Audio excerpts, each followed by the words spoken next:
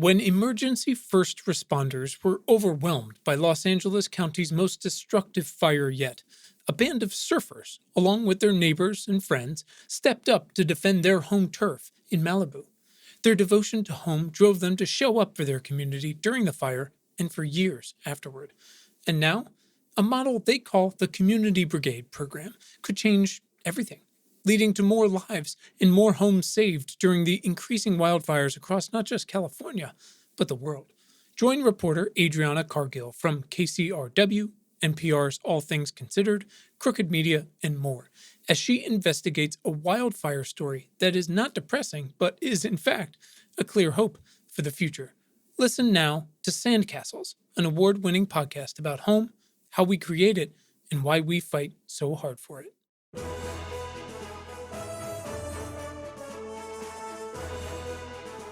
What's one big change we can make that will make our food healthier, make farming more lucrative, draw down carbon in the atmosphere, and reduce climate emigration? That's today's big question, and my guest is Sasankh Munukutla. Sasankh is the co-founder of Terradot, a satellite plus AI-based gigaton-scale soil carbon sequestration verification system. Sasankh originally hails from Singapore. He grew up across countries as a third culture kid and future global citizen, attending international schools everywhere. Before college, he took 2 gap years and served as a commander in the Singapore Armed Forces. At Stanford, he completed his undergraduate degree in computer science with distinction as a Terman Scholar, Phi Beta Kappa, Tau Beta Pi, and with the Stanford Award of Excellence. As you'll hear, he is deeply passionate and thoughtful about the intersection of technology and social impact. He's worked in the refugee space, on accessibility, and is a major force for organizing in the tech for good space, which I think is something we can all get behind. Welcome to Important Not Important. My name is Quinn Emmett, and this is Science for People Who Give a Shit. In our weekly conversations, I take a deep dive with an incredible human who's working on the front lines of the future to build a radically better today and tomorrow for everyone. Along the way, we'll discover tips, strategies, and stories you can use to get involved and become more effective for yourself, your family, your city, your company, and our world. Here's the deal. Globally, soil has the potential to sequester up to 1.85 gigatons of carbon per year. But soil degradation threatens our ability to feed a growing population, and soil desertification will result in 135 million soil refugees by 2050. Good times. That's where Sasankh and Terradot come in. For farmers, Terradot could incentivize the adoption of sustainable agricultural practices that sequester carbon and improve soil health and enable participation in a soil carbon credit market. On the other side, for carbon buyers, Terradot can eventually provide high-integrity carbon removal credits while allowing them to verify and monitor the permanence of the carbon removal, which is an essential piece of the puzzle. But before we get to all that, I need to understand why Sasankh is doing this work, what's standing in his way, and how we can help. Let's go find out.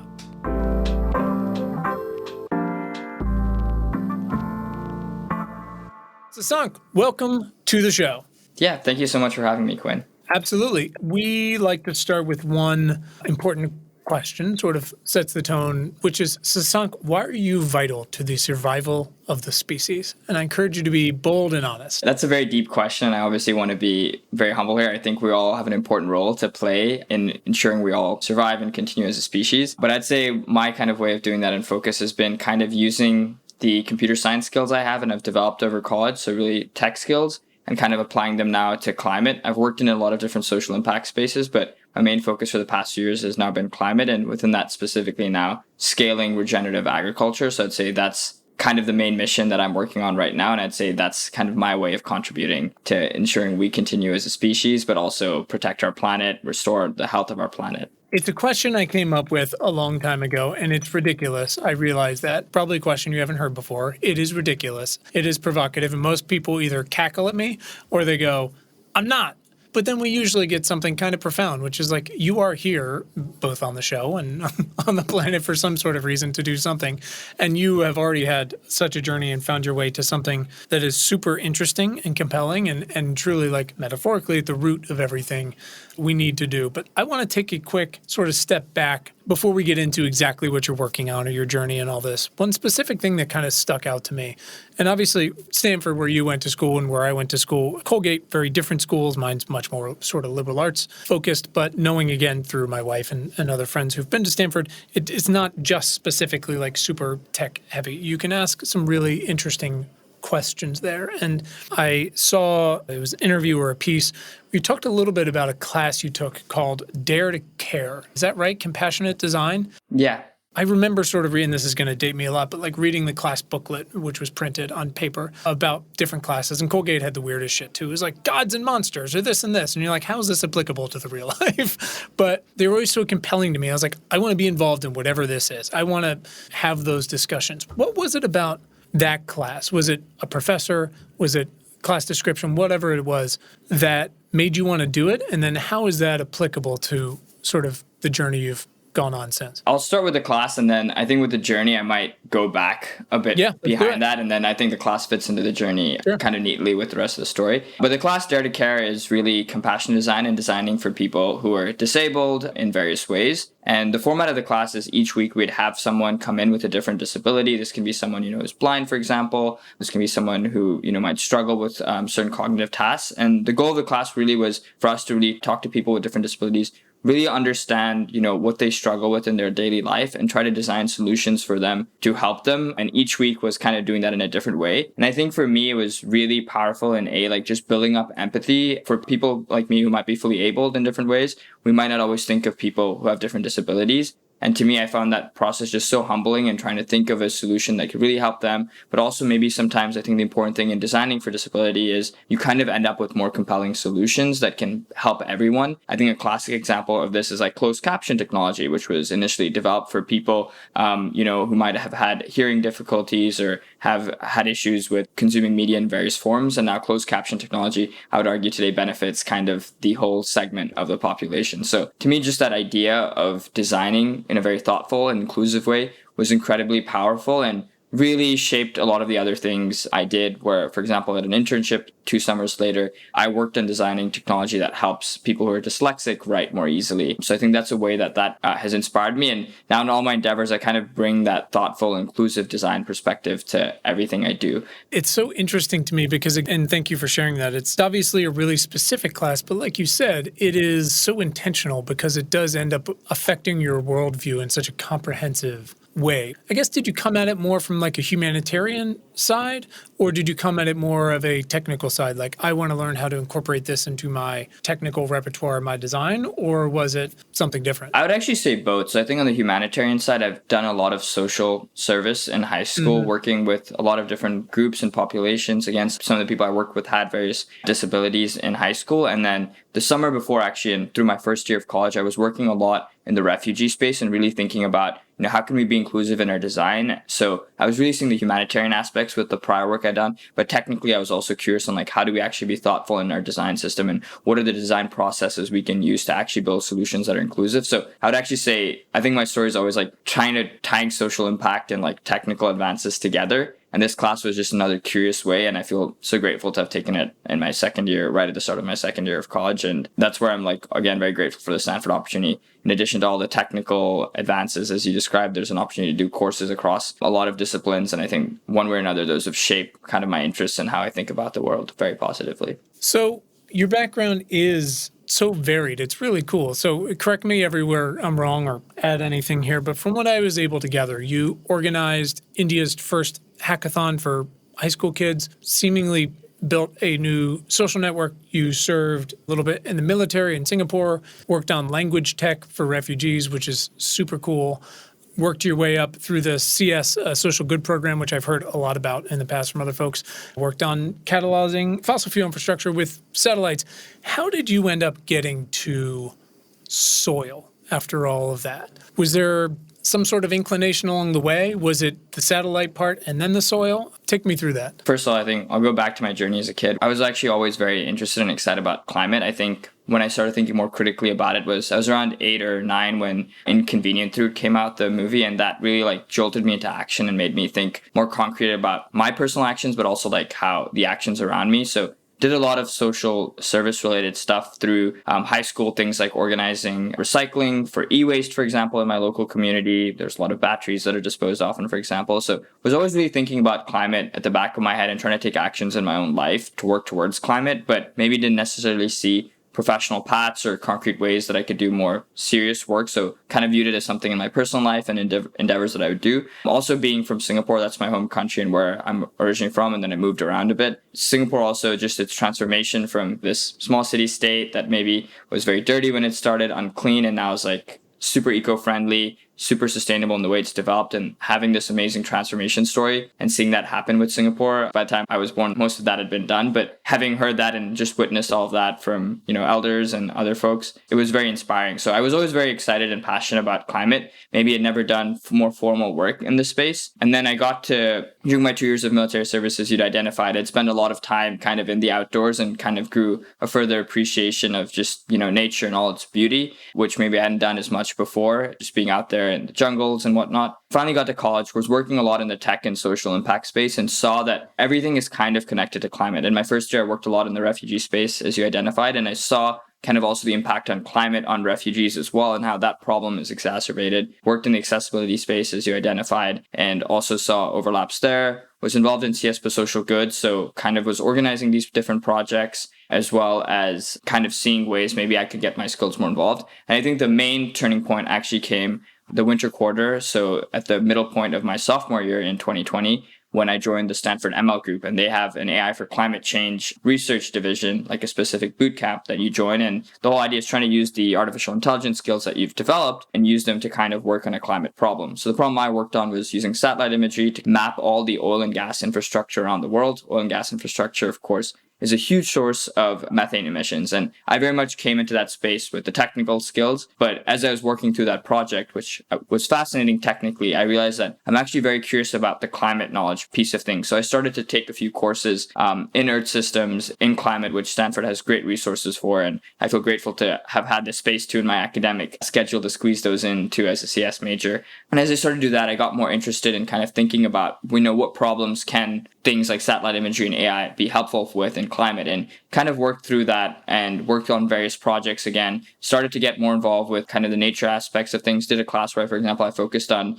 illegal fishing, and again, was keeping my mind going on like, what is a cool problem I can ultimately apply these technical skills to? I know I'm developing this strong passion for climate as well, just like taking all these courses. Eventually just met a mutual friend, and he'd worked a lot in the farming space, talked about how soil health is a super important problem. I dove deep into soil then, really saw that soil, like if you care about any of the problems of our planet, you have to care about our soil health, whether it's food security, whether it's having soil as a carbon sink, whether it's impacting the lives of all the farmers that work with soil, and how that's such an important segment of the population. What you realize ultimately that soil, along with climate, is such a broad issue that touches so many different aspects that if you really care about sustainable development and social impact, you have to care about these things. And to me, I saw soil as something that maybe had not been appreciated or was getting all the attention I was needing. And from a technical lens, also had a lot of areas where I could uniquely use my skills and help contribute. So it did take me a bit of a journey to maybe find that specific problem within climate once I knew I was passionate about climate, and also to build the skills to be able to work on something like this. So it's been kind of like,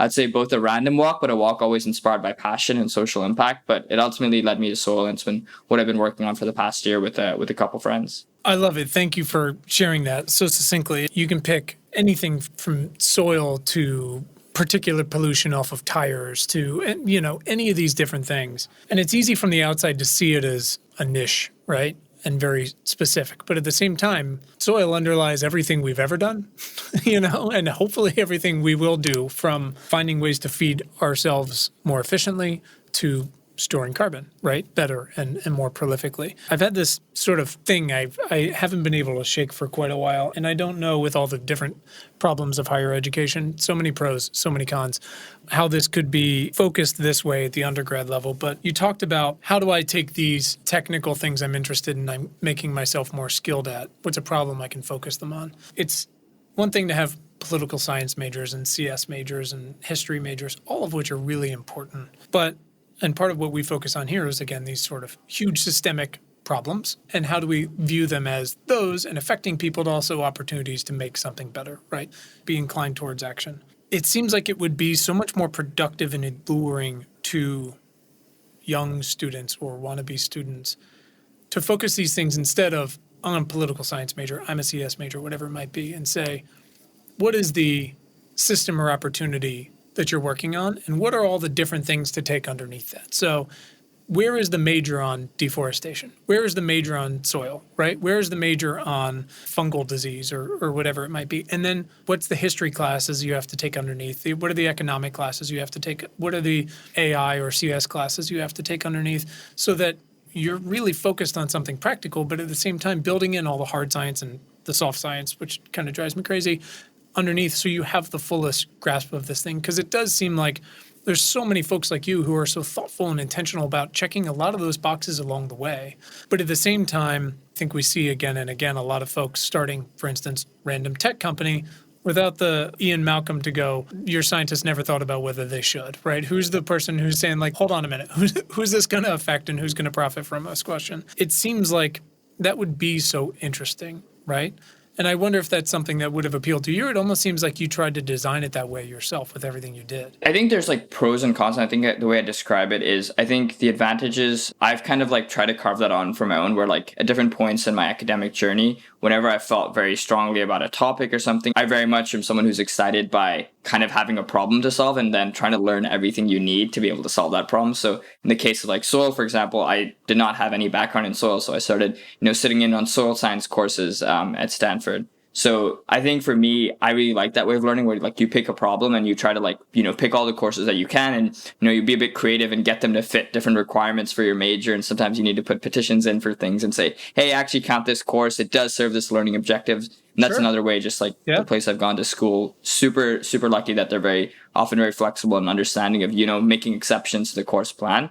I would say the con sometimes then is, if you're not thoughtful and intentional about how you're creating those topics, you might leave students with the idea that these are the only topics to solve. And I think I would still want a system where maybe here are examples of some pathways we think you should take or look into. And like, here's an example of maybe how you can take 4 or 5 courses across different disciplines that can help you solve this problem. But we don't want to necessarily be prescriptive on saying that these are all the problems to solve. And I think being very intentional and thoughtful in that balance is super important. To your idea of actually doing this, I've also been very passionate about education and thinking through education at various points of my life. And I actually believe in Finland, they do some version of this, not at the college level, but actually even at the middle school, late elementary school level, where they kind of set different pathways and they kind of have all your courses serve as elements to this one pathway. And it's been super effective for them to get students to engage in a variety of disciplines, because now they actually see, oh, okay, like all these 6 courses I have to take in elementary school, and I don't maybe have as much choice around what to take. They all contribute to this, like, project or theme that I'm working on. So if I'm not mistaken, Finland has been doing that for a while, and I think they've seen great success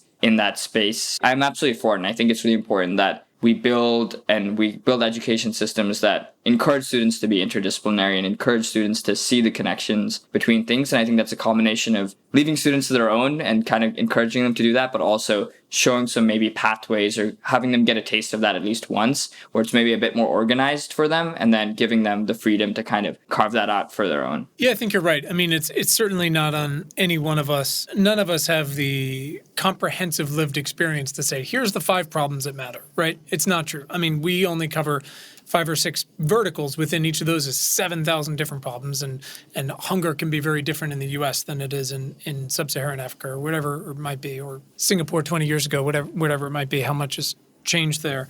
Yeah, I love that idea of, like you're saying, sort of saying these are some representative pathways and the type of classes you might pick along the way, and just sort of painting a picture for folks of a more practical application of your time at these sorts of places. I think it's easy in the U.S. and understandable now to look at, do we forgive college loan debt? Do we not? Who's being preyed upon for this debt? Who's not? You almost see more of a societal payoff, right? If we're training more people to just be comprehensive and philosophical and ethical, but also learning the hard science and saying, well, they're going to work on something that's costing us, but at the same time that could benefit the whole. But obviously, like you said, there's enormous pros and cons to all those things. So let's talk for a minute about soil, shall we? It's important. It's not a nice to have like some of these things. It's going to be really important if we want to, for instance, keep feeding everyone, much less store a bunch of carbon away. It's affected by all of these different choices we've made, like anything, like chemotherapy, right? Really great, also really harmful. Fertilizers, really great, also really not so great in 1,000 different reasons. Talk to me about how you got to using satellites for carbon removal, essentially, to measure soil, because it is definitely one of the more tricky problems we're going to have to really work out. Because for everyone, sort of, there's few major tenets of this carbon offset plus carbon removal market for it to actually stand up on its own and to actually be functional and practical in some way, which is additionality and verification, and are they actually being removed? So talk to me a little bit about how you landed on that and where you and your partner are going with the work you're trying to do. I mean, once just diving deeper into soil, I think, as you said, it touches so many things, and it's so important to restore our soil health. And in restoring soil health, there's several parts. One, as you identified, having the soil serve as a carbon sink, so trying to sequester carbon into the soil. One, improving also soil health as a result of having more carbon and organic matter improves fertility of the soil fundamentally. So that helps with things like improving the yield, which leads to things like us able, as a species, being able to feed more people and improves our food security. There's also aspects of soil desertification, which can displace communities. So also improving soil health can help, I guess, with that as well. Really, there's a lot of different problems that are connected to soil. And what you realize is some of the practices, thankfully, that we need to adopt to actually improve soil health, the lowest hanging fruits, they already exist. We already know what they've done. The science has validated them for many years. And that's kind of basically regenerative agricultural practices. For example, is cover cropping, which is basically not leaving the field fallow after you grow the main crop. So that's an example of grow another cover crop, let's say a pigeon pea, for example, in the off season as well, which you don't necessarily always harvest. And as a result, that just, has more input C into the soil, ensures that the soil is not left on its own, which improves soil health in different ways. So just thinking about that, you realize that, okay, the science exists, these practices exist, but why aren't they widely adopted? Why isn't everyone doing them? And then that's where you start to learn that there's several things at play. One is just knowledge and training, being able to actually train farmers around the world, especially farmers, who might not always have the highest education level. Access to training, for example, is another huge issue. Then you also realize the main reason is there haven't really been financial incentives or incentives to adopt these practices. And for a lot of farmers, farming knowledge is very ancestral, very driven by, what your neighbors are doing, what your parents or grandparents, everyone before them has done. So in order to change these practices, there's a bit of risk, right, at the very start. There's sometimes some upfront costs for cover cropping, for example. You might need to buy an extra set of seeds. And as a farmer, when you're maybe operating just at the margins, you might not want to take that risk on, especially if you don't feel supported, you don't see anyone else around you do it. So there are all these barriers. And then as you dive deeper into that, you realize that, okay, what are ways we can create more incentives? And as you've identified, carbon kind of removal and offset revenue is great, but why isn't that flowing into soil and encouraging farmers and providing that incentive? And then that's when you realize the real issue is the measurement piece, because right now with soil carbon, the traditional way is, you take a soil core, you dig it into the ground, you kind of take a soil sample, then you pass that off to a lab. Hopefully that lab is close. Often it's not. So you have a lot of time delay there. You have additional maybe shipping costs, transport costs there, both environmentally, but also in terms of just the actual monetary amount. So there's all these barriers to taking these soil samples and really scaling them. And they typically only happen every 5-6 years. So I think the way I think about it is if you're trying to measure your soil health, specifically soil carbon, it's like right now you have a bank account and you can only check that bank account every 5 years, which just does not create a system that would have trust, right? As you dive deeper, you realize that measurement is a really important problem. And if we can have a measurement system that, is scalable, that is cheap, but also is highly accurate and, people trust, there's a lot of integrity with it, we can suddenly bring in carbon offset financing, so bring in carbon removal credits, for example, pass that on to farmers to create this financial incentive to adopt this practice, continue this practice, because as you've identified, permanence is super important. We don't want to, have a farmer adopt a practice at the start that's going to help the soil health and then ditch the practice 2 or 3 years later. So that's where having this continuous financial incentives and being able to monitor the soil health time is super, super important. So that's where measurement kind of becomes this key piece to unlock this whole ecosystem of getting carbon financing to farmers and encouraging them to adopt these practices, and also providing the financing for training, which I think is another piece that is really, really important when we're trying to scale sustainable and regenerative agriculture. So that's where we realized, okay, measurement is a key lever. That's something that needs to clearly improve. I obviously, from my previous research experience, have experience working with satellite imagery, have experience kind of working with AI and applying that to satellite imagery. So that's where we really were excited about using that piece of technology. And that's what we've kind of been working on, building a soil carbon measurement system. Again, because once you unlock measurement, you can bring in trust, you can monitor the carbon in soil on a more regular basis, you can verify that the practice is continuing to happen. You can also, really to get a step ahead, detect if there's any events that might influence soil carbon adversely ahead of time. And over time, maybe even identify what practices are best to a specific region. So there's all these exciting directions that you go when you start with measurement, and how it kind of unlocks this whole ecosystem to really encourage and scale what we know scientifically works. I love that. Thank you. Thinking about what you said, what I would love to do for folks, because, we've got people who've never thought about soil here who are working public health. We've got soil nerds. We've got AI nerds across the spectrum here. What I would love is give me sort of the 2 to 3 sentence description of exactly what you guys are doing. And then let's talk about how that, like you said, measurement is the key tenet to igniting additionality, right? Because like you were saying, so many folks don't use these practices because the upfront investment, or because it changes by region, or the regions are changing, right? Driving immigration and things like that, but also because they're expensive, which then measurement unlocks removal, hopefully, right? And hopefully we can measure more frequently and more robustly over time. So give me sort of the description, and then hopefully we can take through each of those pieces to really understand the cascading effects of what you're trying to do. Quick description of what we're doing is we're building a global soil carbon measurement system using satellite imagery, AI, and process-based modeling. And this is to basically encourage and incentivize farmers to adopt sustainable agricultural practices around the world. Great. So it's hopefully building sort of this two-sided marketplace, right? Farmers benefit and everyone else benefits once we're able to build the system on top of it. Let's get into the nuanced nitty-gritty for a second.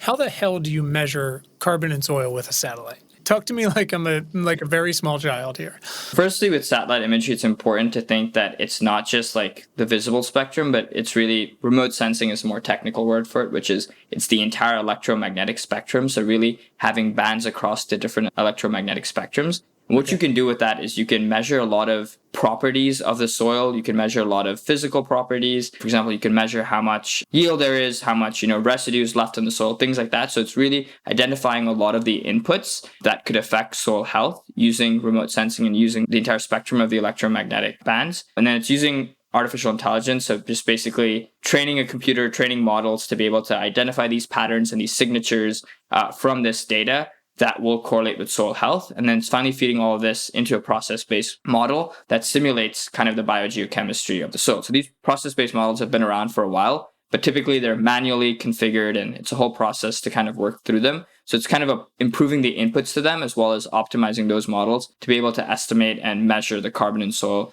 as closely as possible, and then use ground truth samples, so real soil samples, to really see that what you're doing is as close to the ground truth as possible and as accurate as possible. And then an important piece is also to quantify the uncertainties, just to know that if you're off, how much are you typically off by? And I think that these are all important pieces to make sure that the credit or the service you're ultimately providing is high integrity. That's super helpful. I understand about 10% of it, but I'm 90% very excited. So one of the key elements of measurement is going to be, in working in, like you were saying, building in those uncertainties, things like that, is this element of trust among all players, whether it's farmers in different regions or the finance folks, regulators, whatever it might be. And that's going to involve some sort of, I assume, whether it's country by country, region by region, standardization of those agreed upon factors, right? Some sort of saying, okay, this measurement is something that can be transferable among other folks so that later the pricing is relatively apples to apples. Like you said, there's going to be uncertainties. How does that work? So I guess, how do you work with the broader ecosystem of folks that are trying to do that? Yeah, I think trust, as you've identified, is a key component for kind of all the stakeholders in this ecosystem. And I would say one big way is obviously trying to work with the scientific community. So like actively collaborating with them. Like we have quite a few soil professors as well as remote sensing professors on campus. So we're very much working with them. And I think that's the way that we're trying to build a lot of trust in the academic community and also just understand things from a fundamental science perspective before we kind of do anything or claim anything. So I think that's a really important piece. I think the other thing is there are these organizations called carbon registries, and they set standards for what is a legitimate carbon credit, what are legitimate methods that are allowed. So whatever we're trying to do, we're trying to make sure that we work with these carbon registries to make sure we're approved. They're independent organizations, typically nonprofits, that kind of identify criteria and set out methodology on here's what it works, here's what we'll accept, here's what we need to see. For example, they often want the methods that you use to be peer-reviewed or openly published. So those are all important pieces that I think really bakes in trust, and I think they're a good leveler. But to your point, I do think that one of the aspects that can be worked on and improve upon is creating these benchmarks. So this comes kind of an idea from the AI side, but like in the AI side, for example, there are these benchmarks where you kind of release a data set and you allow anybody to submit a solution. And that way you can see how everyone does on this benchmark data set. So everyone's working on the same thing. That still hasn't happened in the soil space as much, where there are these large data sets around the world, but it seems like kind of the players who are building out soil carbon technology are kind of working with maybe private data sets or data sets that aren't publicly available. So I would love to see a similar movement kind of happen in the soil space where there's these open benchmark data sets and everyone can compare it to, and everyone can kind of see how everyone's performing on these data sets. So that can be an interesting idea to kind of just increase trust and kind of also see how different methods work together. And I definitely see there's a lot of different people who are working in the soil carbon space, a lot of different approaches to solutions. So it's interesting to see how all these solutions work together. And I definitely hope it's, at least from my observations, initially it seems like people are very much working together and collaborating, which is always exciting as opposed to, trying to keep their thing to themselves. I mean, I just come back to we've had such a understandable because of so many different factors and across so many different systemic issues from democracy to public health, a breach of trust in so many ways. And so I'm very, very interested in talking to and working with directly and indirectly folks who are working transparently, publicly, aggressively on building new layers of trust, especially in these problems. Because I think it's easy and, again, understandable for folks to look at, here's another carbon market, so IKEA or whoever or fossil fuel infrastructure or utilities can keep on chugging along doing their thing because they're buying the credits, right? Obviously, your job is not to design a legislative or regulatory infrastructure that checks all those boxes that says like, no, they can't fucking do that. They still got to bring it down, but they can also buy this along the way until whatever it might be. No offsets, just removal, whatever it is. That's not your job. Your job is starting to build this trust with this measurement to say, my methods are valid and here they are, pick them apart however you want because we've worked with these people and here's our uncertainties and hopefully we can improve on them over time through collaboration, through technical improvements. I mean, Christ, the idea of like using satellites for this 15 years ago was crazy, right? And now it's like the things we can do, like you said, see things we could never imagine. Does that come into play for you, sort of the weight of the broader societal, like economic weight of what you're trying to work on? Can you manage to put on the tunnel vision a little bit and say, let me work on my problem and you guys use it from there? Or do you consider that in sort of the broader work? I absolutely consider it in the broader work. And I think for me, I always love doing this combination of diving deep into one specific problem or action I can take, trying to understand it and know maybe that's my way of impact. And then also at the same time, when appropriate, taking a pause and thinking about what is the bigger picture, what are the different actors at play, and what needs to happen at a societal level and a systems level to create the change that I want to. But at the same time, I think if you're not careful in thinking in that way, it's easy to get desensitized or also feel like there's too much inertia. There's all these big things that need to be worked on. What do I work on? So I think it's actually helpful for me to have both where, okay, this is one concrete way that I see I can have an impact. I'm working with some awesome people on this. I can, hopefully have a great impact here. But at the same time, I can't ignore the bigger picture and making sure whatever I'm doing still contributes to that big picture. And it's also fun to kind of borrow lessons from both. Are there lessons from what I'm doing? Can that be applied to the bigger picture? Are there lessons from the bigger picture that can kind of be applied to the work I'm doing? So I think it's really helpful to be able to both zoom in to the tiny dot in the soil and still zoom out and think about the bigger picture at the same time. It's a practice skill, right? I mean, when COVID exploded, I got so many. At the same time, again, it seemed unethical for people to be calling me and asking things like, what's going to happen? What should I do? I'm like, guys, the wrong person. But at the same time, I think when you build a layer of trust, and I try to stand on the shoulders of my integrity with whatever I've earned, with whatever we produce or contribute to here, people are looking for those things saying, what can I do? How can I help? What's going to happen? It's important to have the skill of painting a North Star of, this is why I'm doing this work. But then on the day-to-day, to bring it down to, this is what I'm working on, the dot in the soil. Knowing that this is up here, but not constantly thinking about it, but letting it drive those decisions, hopefully. And that's It's a little utopian, but I hope that we can find more folks that can design their work, if not their entire lifestyle, around that sort of thing, going like, here's the bigger thing. Here's how I want to spend my days, right? How we spend our time is how we spend our days, how we spend our life. And then getting to do the actual work. Let's do this thing, which is like becoming the best bike lane person in the country, right? This is what you do, bring it to every city, or getting that algorithm right and reducing those uncertainties and making it transparent for everybody to work on. But it does take skill, right? I imagine it can be distracting a little bit to hear all the kerfuffle all the time. It can be, but I think trying to have that balance, and I think for me, it's like sometimes I'll use the mornings to read the news, and that's when maybe I think a bit more bigger picture, and then during the day it's more laser focused, and then maybe in the evenings it's again maybe thinking bigger picture, reading the news, talking to friends, watching random podcasts, listening to podcasts like this, for example. So I think that's at least a way I found balance. But I think also like you can't deny that there's an interconnectedness, and both aspects are always kind of going on at the back of your head. And I think some part of it is learning to embrace your focus on the details. There's a bigger picture.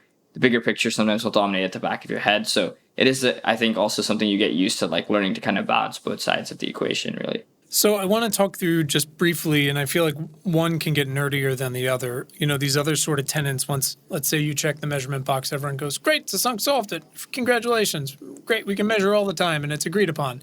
That inherently, if we can help find some way to subsidize some of these upfront costs, because they will be required and they'll be different everywhere, right, of doing this type of farming, doing this type of agriculture. Inherently, if we can work on the cost side, the upfront cost, that's going to drive additionality as it is, because you are improving the soil and checking yield boxes and cover cropping and, you know, trying to reduce monocrops and things like that. You're also making it more fertile to carbon removal. So inherently, like, you're just going to unlock more additionality, because the baseline is we're not doing much, right?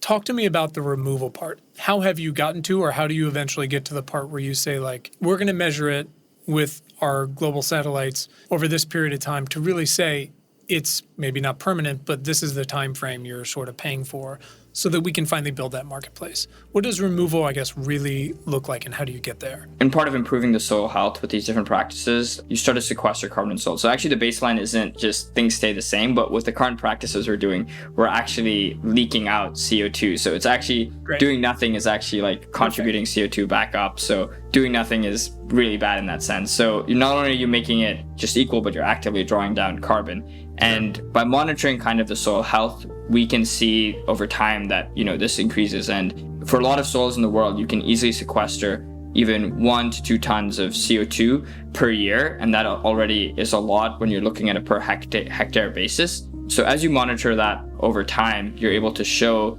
that, you know, the soil health is improving, there's carbon sequestered, but then now the farmer is going to start to notice other benefits as well. For example, often with these practices, their yield will improve. They might need to use less fertilizer, which we talked about earlier. So I think those are also aspects where the farmer starts to see how this impacts their daily life. And I think that also builds kind of the trust in the farmer that this is something that's actually improving my soil health, because the carbon benefits, again, might not be entirely visible to the farmer directly. They might often, when working with farmers who might not always be as educated, it is possible that like the climate part doesn't even matter to them when they're really just thinking about yield. And that's why I think when you're really thinking about agriculture, you have to focus on yield first. So that's how I guess that ties into building that trust and having the farmer continue the practice over time. And the hope is, as the farmer carries on the practice over time, there will be carbon continually sequestered. There's a lot of scientific studies to show this. 20, 30 years minimum until the soil reaches its capacity. And after that, you still need to maintain these practices so you don't go back to the baseline of leaking carbon. So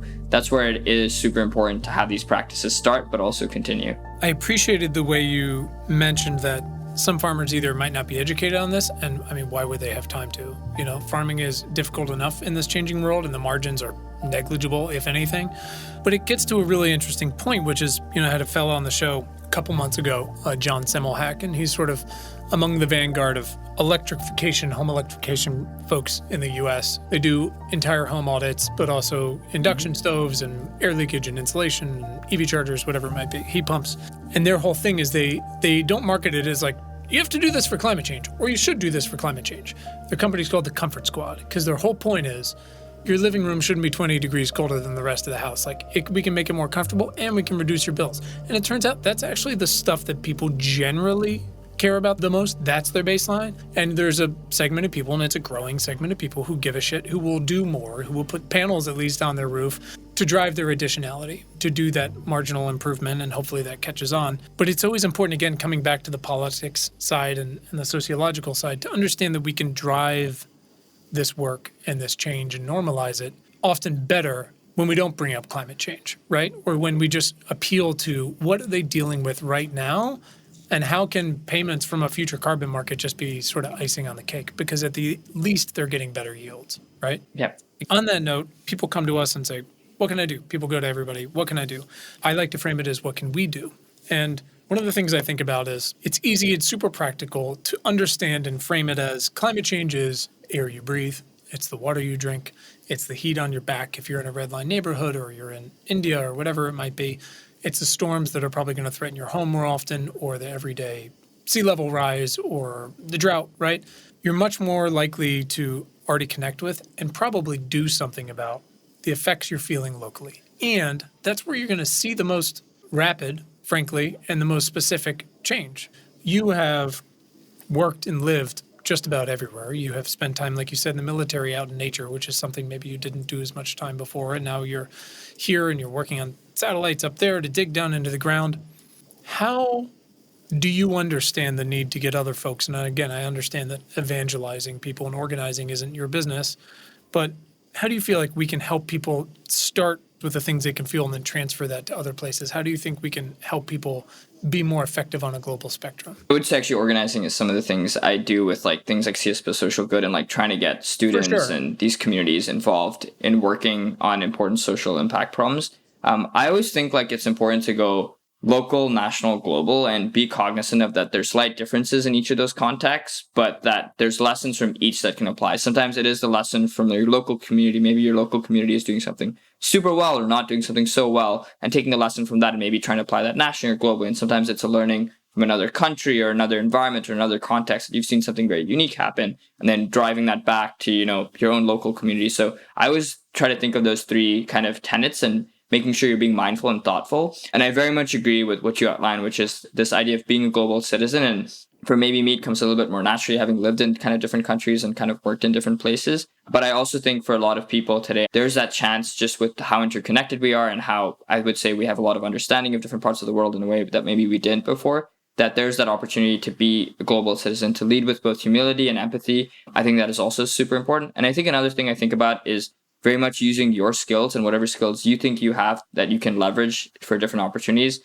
my case, they happen to be a lot of technical skills, kind of studying that for my undergrad and trying to apply them to different social impact problems has been kind of my way of doing so. But I always encourage folks to just think about volunteering is awesome, fantastic, much needed, but also think about what skills can I also develop and how can I strategically use them to kind of solve different problems. And I always encourage people that don't think that, oh, I'm studying this, that would never apply to climate, that would never apply to things like food security, that would never apply things to poverty reduction. I always think that all problems at their core are interdisciplinary, and it's kind of up to you to take that extra onus and see how you can be helpful. At the same time, I also want to say it's important to not have like a savior complex. Often the criticism, especially in the tech spaces, there's this notion of having a tech savior complex, which is thinking you can parachute into any situation and solution, and with the idea that, this app can fix anything. And I think it's really important that you don't develop that either, that you're always very humble and you're always working with communities and seeing them as partners, and that you are a part of the solution, but by no means are you the entire solution.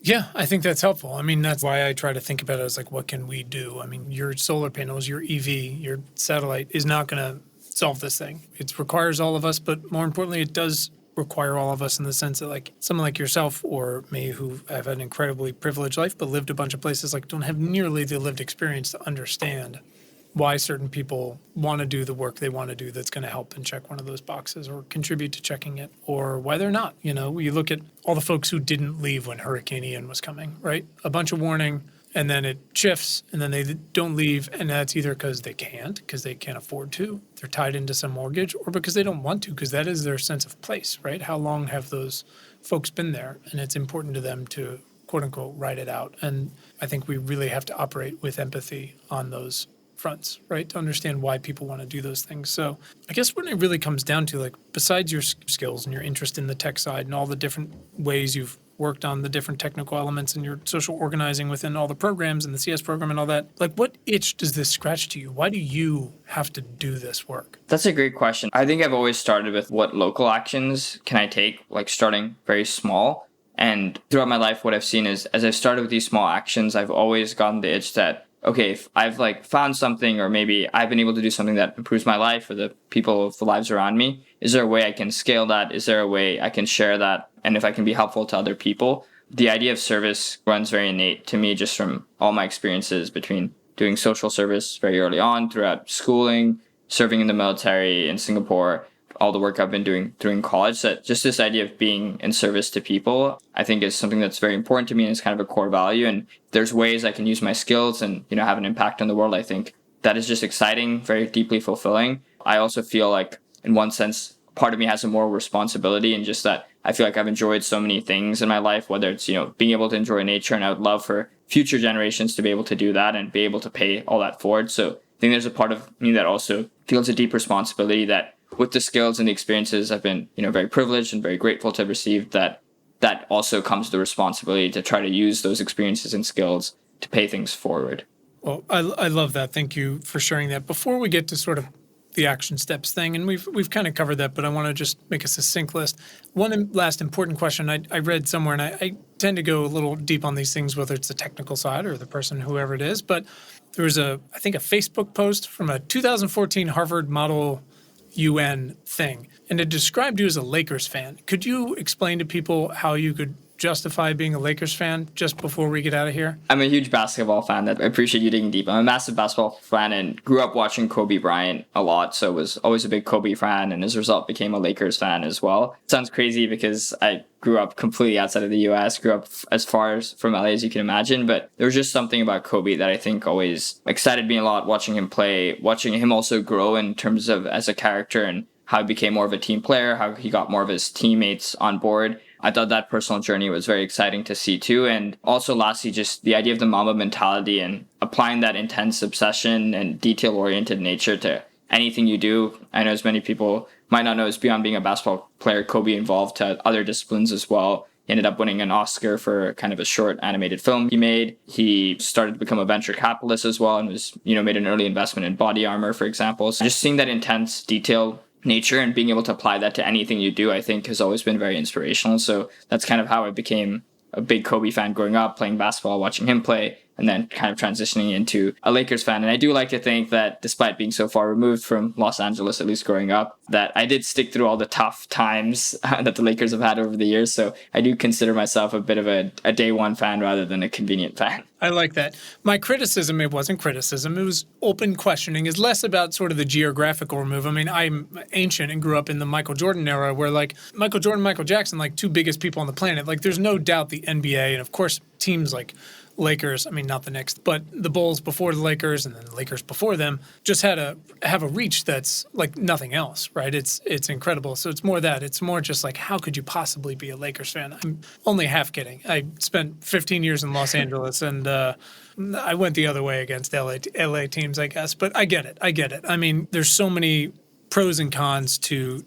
these incredible athletes but also people who do these things and are hyper focused, and you can learn from them, and also you can learn like when is it appropriate to turn off and when is it appropriate to think about the bigger picture and things like that, or how do you think about legacy and should you and what does that mean? There's a lot to learn. Again, having worked at ESPN, I saw sort of all sides of those things, which is exciting. I remember the moment I met Serena Williams and I was just like, that's a superhero. We're not even the same. She's incredible and that was 15 years ago. And now, is one of the greatest of all time. I think it's important to have folks like that who you can actually watch do the work day in and day out, right? And really learn from.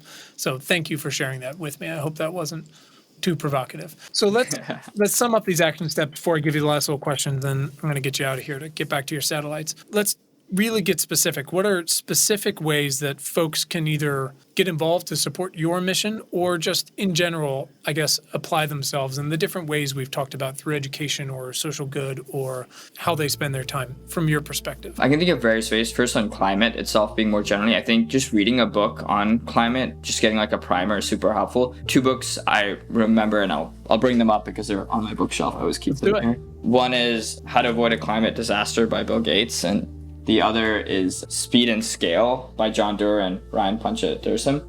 Both are, I think, great books on overviews of climate. By no means are they the expert book and they cover everything in super detail. But I think if you're just starting out and you want to understand, what are all those different ways that, are impacted by climate change? What are the different levers we have to kind of work towards climate? I think both books are great overviews and I'd highly recommend them. Definitely when I was trying to dive deeper into the space and develop a basic understanding of what is the overall goal, how do we get to net zero, both are great books. So I think those two books I would highly recommend to anyone just starting to learn more in the space. Extending beyond climate, I think being very thoughtful on how you can use your skills. And I'll focus a bit on tech students as well, because I think that's like the area where kind of my background, which is really think about social impact critically. And often people think it's a trade-off of, okay, if I want to have more social impact, I'm not going to work on something maybe that technically rigorous. If I want to work on something very technically rigorous, it means maybe I have to give up social impact. And I often question that trade-off. Try to think of ways where maybe, first of all, find the balance for yourself between both of those kind of spectrums. Like some people do like more social impact work and maybe not as much technical rigor. Some people do love more technical rigor and maybe not as much social impact. So try to find that balance for you. And the way you're going to do that is trying a lot of different experiences that index on both. But then B, I would question this assumption that like both have to be a trade-off. I think there are ways you can work on technically very interesting unsolved problems and also work on something that's super impactful. I think climate, for example,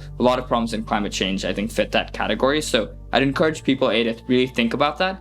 And I think skills-based volunteering is awesome. CSPO Social Good is an organization we have here at Stanford through a variety of initiatives, classes, fellowships, finds different ways for students to work on social impact problems using their technical skills. But it's actually part of this wider organization called TechShift, which I've also served on the board of. And TechShift is an international alliance of these type of organizations at the college level. So definitely reach out to TechShift. You might have a CSPO Social Good chapter or an equivalent organization at your university, but you can also start one as well. And the nice thing about starting one is then you can create the resources and create the movement. And that way you can have a lot of your peers together work in the social impact space. And climate, of course, is one of the strong ways you can work in the social impact space. So I'd say that's another strong, concrete way. I think the third way, being very deliberate also with your education experience. So if you're technical, try to take courses across the whole board. If you're not so technical, try to push yourself to take technical courses. So you really have an interdisciplinary understanding of these problems and you're really thinking with systems thinking. So I'd say that's kind of a third concrete piece of advice I'd give to folks. I love it. Super helpful. You won. It's over. We fixed everything. That's great. Okay, last couple questions before we get everybody out of here, and thank you for your time. I really appreciate this. It's really exciting and inspiring to hear from folks who just want to go do their job and unlock things along the way. It's contagious.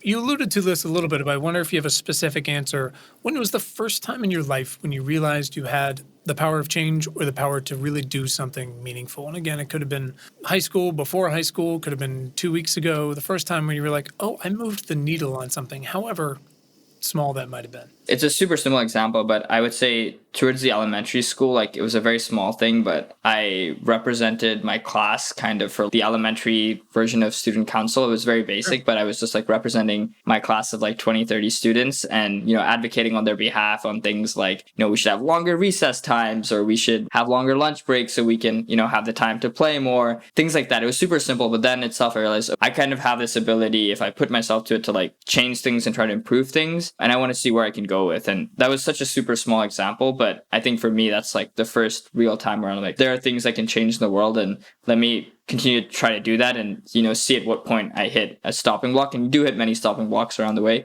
but you learn to work through them. You learn to be creative. And I think right from there, I've noticed in really any environment, and this is always something I try to think of, is you can be an agent of change really anywhere, and you should try to push yourself to be an agent of change, whether, and it's in your student council in elementary school, whether it's even in an environment like in the military that can be super rigid sometimes, you can still be an agent of change really anywhere you go. And I think having that kind of mentality and mindset on, how can I make things better for myself, but everyone around me too, I think is just a great way to kind of go about thinking about things. So I love that for a few reasons, and I'm going to have you add to it for a second. My son just ran for an elected vice president of his little student council association in elementary school. Congratulations. It's very exciting, but, I know schools all over are doing that type of thing, right near and setting everybody up. And it's the same thing. People going, snack machines, more recess, right? We want more music, things like that. We're going to have parties. What advice would you have for those kids, 9-year-olds, 10-year-olds? What is something they can really focus on so that they can actually Whether they make a difference and achieve those things is up to 1,000 other obstacles, including like school funding, but so that they can possibly have that moment of, oh shit, I did something. Like, what would you say is maybe the best way for them to respond to that? One is, I think the source of change often comes from questions. And I think one, I would always tell to my younger self and really anyone is don't be afraid to ask questions, but also at the same time, develop the habit of getting better at asking questions, because I think that itself becomes a skill on its own. So I would say above all else, the goal of education should be to train us to ask better questions. As much as there's the saying of like, no question is too stupid. Absolutely agree with that. And I think you should always ask any question. At the same time, you should also work on the skill of asking better questions over time. And that's going to start right from a young age. And I'd also say like the naivety to ask questions and the kind of the humbleness and innocence to ask questions that you have as a kid is something that is very dear and precious. And as far as possible, try to hold on to that and stay true to that as long as you can, because that's going to continue to push you to ask questions. And when you ask these questions, that's when you're going to try to find ways to make changes. I love that. Thank you for sharing that. He will be very excited, and we'll push it out to a bunch of kids. As now you're out there working on satellites and soil. It's an easy step from one to the next. Who is someone in your life that has positively impacted your work in the past 6 months? Yeah, one is obviously my friend who I work very closely with whose name is James Knopf. I think his story is super inspiring, and also how he got to working on climate and all of that. I think he has a very inspirational story, and setting up a farming nonprofit, for example, in the past called FarmLink, that moves surplus food from farms to food banks. So just hearing his story and getting to work with him has been super sweet. I've learned a lot from him, and we really enjoy working together. So that's someone who's been super inspirational. I would also say there's a lot of mentors and advisors, and I would feel bad to say any one of their names without listing all their names, but I want to do a general shout out to kind of all the mentors and advisors who've supported us on this journey and collaborators. There's so many of them that naming one of them would be not right on my part, but I would definitely say all of them too. And I do think more broadly, thinking bigger picture, Stanford recently has had a new climate school come together, and I think that has also been really exciting, and I think serving as an inspiration on trying to bring a lot of forces that already exist on our campus together. And while that's very contextual to our campus, I think that's also made me deeply think about more broadly beyond, of course, the campus ecosystem at Stanford and more broadly in the world, on how can we bring different institutions, how can we bring different departments, maybe folks who ordinarily wouldn't talk together, how do we get them to talk together and sit at the same table? That I think has also been kind of as an institution, not necessarily as a person, a source of inspiration on how to think about structures more broadly. Sure. I love that. Okay, last one, and you mentioned two, but maybe these will be a slightly different perspective. What is a book you've read in the past year that has either changed your mind on something or just inspired a new way of thinking? And we'll throw the other two on. We've got a whole list on Bookshop and share them with everybody. So there's this book called Mountains Beyond Mountains. One of my very closest friends actually gave it to me as a Christmas gift. And the thing I love about the book, and does not directly have much to do with climate, is it's really about Paul Farmer, who is this physician, but also studies anthropology at the same time. And to me, it was a really powerful way of thinking about the world, where, he worked a lot in Haiti, and he really thought about not just treating the disease, but also treating the patient, and really thinking about all the socio and economic factors that can affect public health. And I just thought his story and the way he worked was deeply inspirational, but has also pushed me to be more interdisciplinary, to think about problems, whether it's climate, whether it's healthcare, with systems level thinking. So that's been a book I've read over the past year, and it's been very inspirational. It's made me really think about, what are the ways we can as individuals have impact, and how pushing ourselves to be multidisciplinary. I think often the problem with education, even careers, is that we're forced to specialize. And I think really we should specialize, but we should also specialize across fields. And I think this book has really showed me again to how to stay true to that mission, and one very inspirational story on someone who's done incredible work. Yeah, Paul Farmer was incredible. I feel like that's one of those folks I came to a little later and have just learned a tremendous amount from, but also from so many of his sort of acolytes along the way who are like, this is how I learned from this, and this is why I do this work, and how I want to help people along the way. Pretty incredible. Sasankh, this has been fantastic. Thank you so much for your time you'll never get back. So on your deathbed, when you're like, where did that hour go? This is where it went. Where can our listeners follow you or your work online, should you so choose? What do we got? I don't really use Twitter much, but I think Twitter's a way to kind of follow me more publicly. We don't have a website or anything yet about our stuff. When we do, we'll share that along with you to add. We're just kind of being very focused right now. Yeah. No, that's great. And Twitter might not exist by the time we publish this, so who Who knows? Who knows? You might have escaped. Sasankh, thank you so much for your time. I really appreciated this. Thank you for sharing all that with me. And it's really, really inspiring and exciting what you're working on, because it's absolutely something that's requisite for us to figure it out, but also will help so many people and the systems, both the technical ones and the societal ones. So it's really exciting, and excited to follow up on it. Yep. Thanks so much for having me, Quinn. This was so much fun. Yeah, absolutely. That's it. Important Not Important is hosted by me, Quinn Emmett. It is produced by the wonderful Willow Beck. It is edited by Anthony Luciani, and the music is by Tim Blaine. You can read our critically acclaimed newsletter and get notified about new podcast combos at importantnotimportant.com. You can also find t-shirts, hoodies, coffee mugs, and stuff like that at our store at the website. I'm on Twitter at Quinn Emmett or at Important Not Important. It's just Important Not Imp, if Twitter still exists. I'm also on LinkedIn, where I would love to connect. You can send feedback, questions, guest suggestions, whatever you'd like, on Twitter or at questions@importantnotimportant.com. And of course, if you're interested in sponsoring the newsletter, the podcast, YouTube, whatever it is, we have a pretty high bar. You can go to importantnotimportant.com/sponsors for more information. That's it. Have a great week.